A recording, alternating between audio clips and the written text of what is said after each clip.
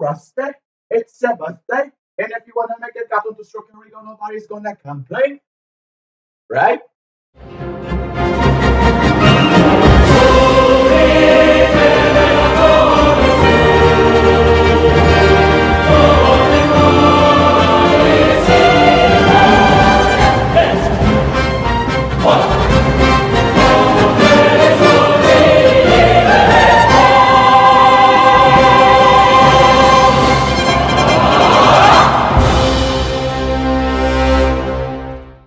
Hello, my lovelies.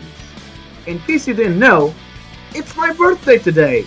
But since I'm such a nice guy, you're the ones getting the present today. Ain't I swell? I tend to look at life as a constant series of obstacles you need to overcome to achieve your goals. So today, I want to share with you all the hardest achievements I've conquered in gaming. Whether it was by luck, skill, or thanks to some good old-fashioned rage and determination, these are the 10 achievements I'm most proud of since I've started playing video games. And I'll be ranking these from least to most satisfying to pull off. Oh, but don't go thinking too highly of me now. I don't want you to get your expectations too high just to crash and burn.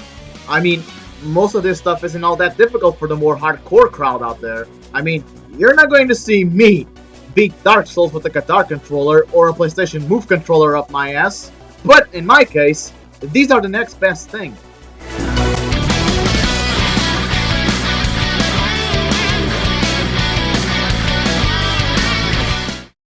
If you know me, you know I tend to like rhythm and music based games, but you also know that I tend to kinda, sorta, really suck at them. It's a very weird relationship to say the least. I mean, I like the games, but then I suck at them, and then I just stop playing out of frustration. But then I'm just so hooked on the music that I just can't stop playing.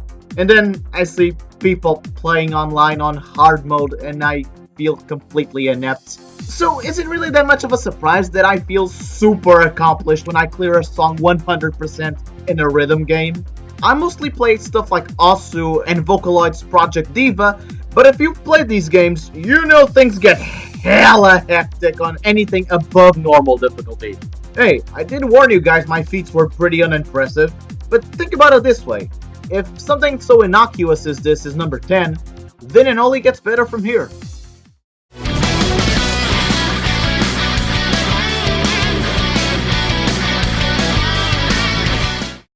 Don't you ever wish you could just start an RPG with the strongest weapon in the game just to cheese your way to the end with the least amount of fucks given? Step right up, folks, because I have accomplished such a deed. Fear not, fellow miscreant and all lazy prodigy, for I have gotten through the trouble of doing such a task for one such occasion. And I have done so in a little game called Final Fantasy VIII. If you want to get the lion heart by the end of Disc 1 in Final Fantasy VIII, here's what you do, kiddo. You got your checklist ready? Alright, listen up. You need 1 adamantite, 4 dragon fangs, and 12 pulse ammo. Sounds easy enough, doesn't it? Well, you're wrong. For the adamantite, you'll have to either fight adamantoises on the beach across from Dolet, where you have a 5% chance of getting the item, or just card mod the Minotaur card. For the dragon fangs, you'll have to walk your cute tuckers to the forest where you got your second dream sequence. And for the love of Gilgamesh, make sure your party level average is below level 18. And then you just fight the Grendels and get the items. Woohoo! Okay, now's the tricky part.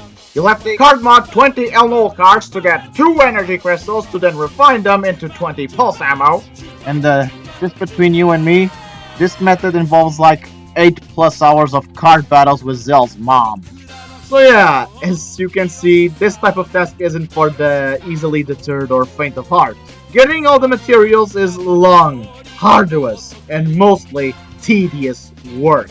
You must be one special kind of nutjob to go out of your way to do this and still get a kick out of it. I mean, you're purposely going out of your way just to get a sword and a few flashy moves, so you can plow through the game with almost zero effort. But I'll be damned if it doesn't fulfill my power fantasies.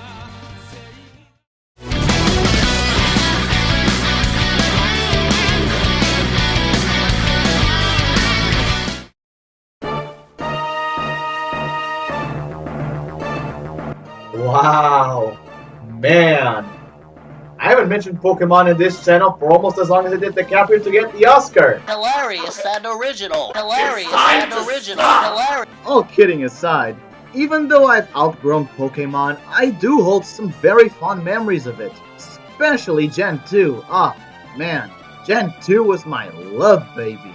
And strangely enough, for as much as I'm indifferent towards it nowadays, Pokemon still holds one of the achievements I'm most proud of. In all my youthful days of Pokemon catching, I've only encountered and caught one sole shiny Pokemon. I was just minding my own business, playing around Lake Rage, when all of a sudden, a shiny Geodude appeared before me. And to this day, that shiny Geodude remains the only shiny Pokemon I've ever stumbled across. And that just makes it all the more precious to me. It's not like nowadays, you kids just don't appreciate the rarity of this moment. But since the odds of finding a shiny are like 0.0122%, and it's completely luck-based, I don't know whether to rip on this sort of thing or just be happy I caught it and count my blessings. Still, an achievement gotten by sheer luck is as good as any other.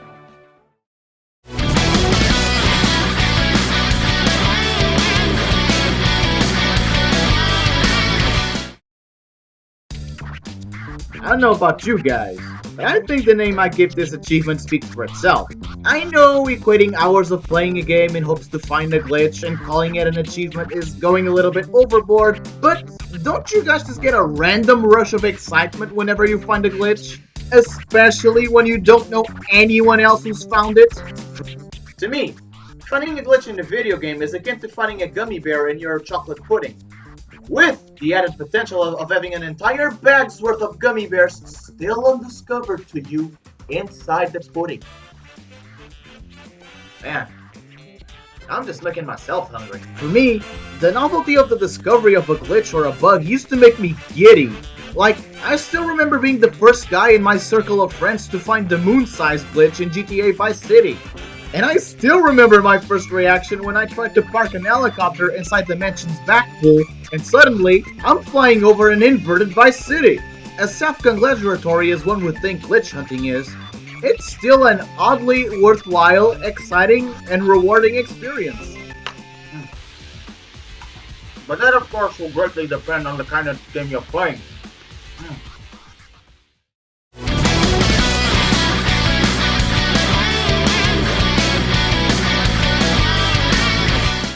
When it comes to playing a game, there's a lot of different approaches you can take. You can be slow but methodical, you can breeze right through it as fast and recklessly as possible, and anything in between. But when it comes down to exploiting a game's mechanics so you can finish it as fast as humanly possible, then speedrunning is essentially an art form. Speedrunning requires a lot from you. Perfect skills, perfect reflexes, perfect strategy, and most of all, perfect knowledge of the game. I know I'm kind of overselling this speedrun gig by making it sound like speedrunners are akin to gods, but when you can beat Fallout New Vegas with just hours upon hours of campaign in just 24 minutes, just damn, son! That's just unreal! I've also taken a few jabs at the world of speedrunning, once by breezing through Mega Man X4 in just under an hour, and yet another time in Metal Gear Solid 4 when, in trying to get a big boss rank, I cleared the game in 2 hours and 45 minutes. And had I not watched part of the ending cutscenes, I could have cut that time by 15 minutes. Although it is satisfying as all heck, speedrunning comes down to having godly amounts of patience. Unfortunately for me, patience isn't one of my virtues. And the sheer amount of dedication one has to put into speedrunning is let's just say, is a very, very ulcer-inducing road. Ow.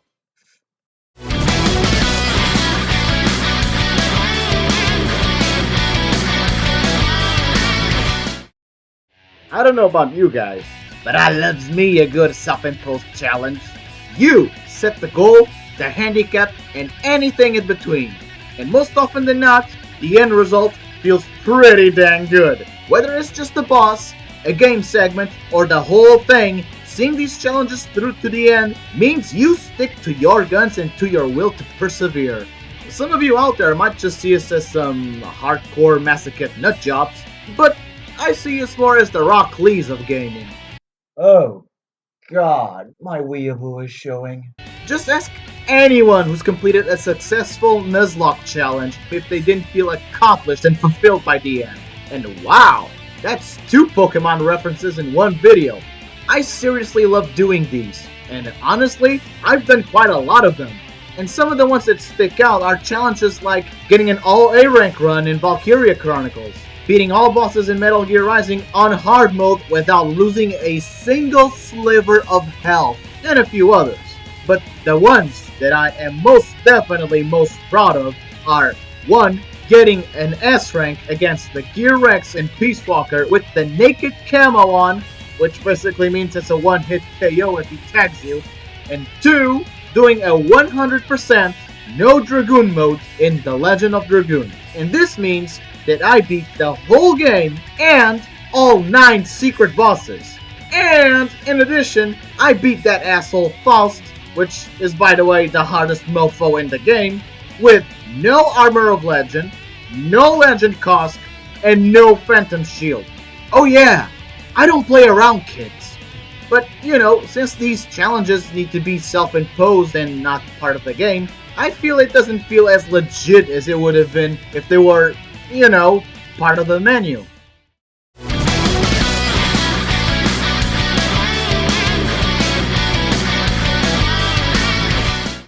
There really is no feeling quite like any other, like witnessing the moment of 100% completion of a game. It's a long and thorny road for sure, but one where the rewards and bragging rights are enough to make all that suffering and torment worth it. And I'd like to note that completing a game isn't exactly the same thing as platinuming it.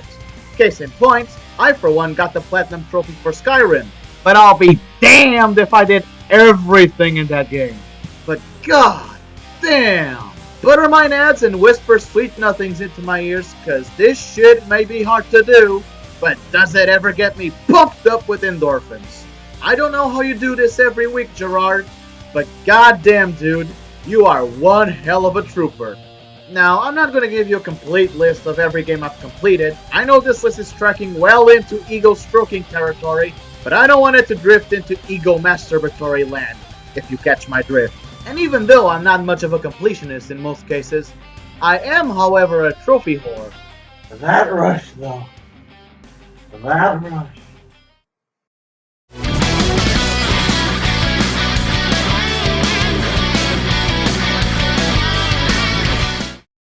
Now that I've covered the more general stuff, it's time to get into specifics. There's very few instances where a game's most difficult, where its most extreme challenge gives you such an overwhelming feeling of accomplishment, and it then awards your efforts with an actual medal and rank to go along with how well you did. You fucking legend, you!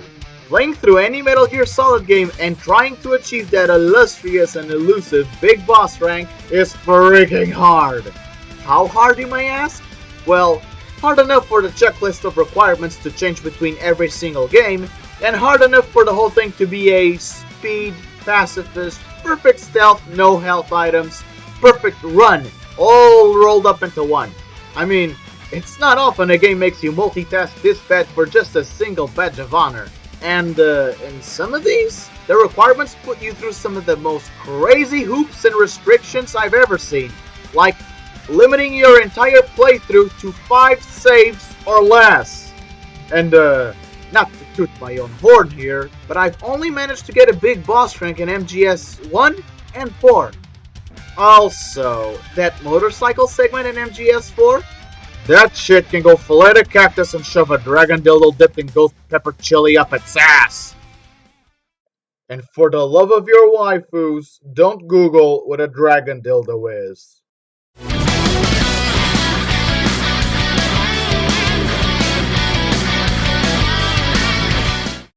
One of the things I like most about bosses is that they're immediate, short bouts of skill that intensify and raise the stakes for a little while. But as most of you will know, a 2 to 3 minute battle with bosses of Nightmarish reputation is enough to make you sweat like a fat kid in gym class, and they can also put you on the edge of a heart attack. These guys don't kid around, and they're here to deliver on 3 things: extreme pain, extreme misery, and extreme suffering. Just look at some of the hell I went through. Margaret is like a librarian from hell. Sephiroth from Kingdom Hearts 1 is still the second hardest thing to beat in that game, and let's not kid ourselves. Sephi from KH2 is miles easier. The Lingering Will and the Organization 13 data battles are enough to make you shake so much your teeth itch. And you.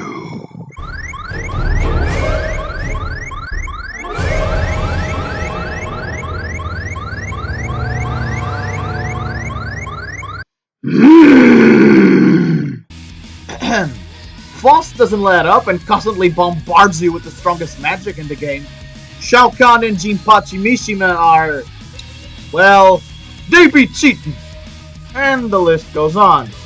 But the one boss that takes the cake is Drakengard 3's final boss. I'll save this one for the future video, but for the sake of clarity, let's just say that this boss is so unfairly, balls to the walls, infuriatingly hard that the most commonly accepted way to beat it is to sync up the game with a YouTube video that shows you how to beat it and tells you when to time your button presses. And unless you have pro levels of rhythm game skills or are fucking Mozart incarnate, using the video will at least make killing this boss a feasible task. Any other way is just pure insanity.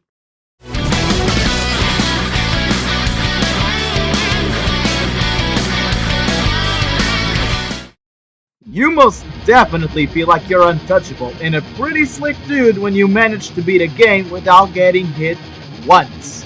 But I do admit, this sort of challenge can be easily done on most platformers. I mean, sure, I finished a few games without losing a single life, but the feeling of achieving that just doesn't compare to a situation where it's literally raining bullets and you sharpen your aim and reflexes to a point where you come out on top and manage to hit everyone without getting killed in return. But when the challenge starts to get stale and it just doesn't do anything for you anymore, what do? You make the game your bitch. Many years ago, I mastered Time Crisis 2 in an arcade and managed to avoid getting hit altogether. But then, when the arcade game got a home console port, I bought that bastard, and I set it to the hardest difficulty with the least amount of lives, so that I could repeat that same feat no matter what. And guess what? I did. And if you can stand to do the same thing without getting so much as grazed by a bullet in Time Crisis 2, then you, sir, madam, or any designated non-binary gender you identify yourself as, are a being of higher power. Or at the very least, you'll feel like one. And in the end, there's no better feeling than to feel completely untouchable. You know what they say? Badassery is close to godliness. And you just don't get much more badass than this.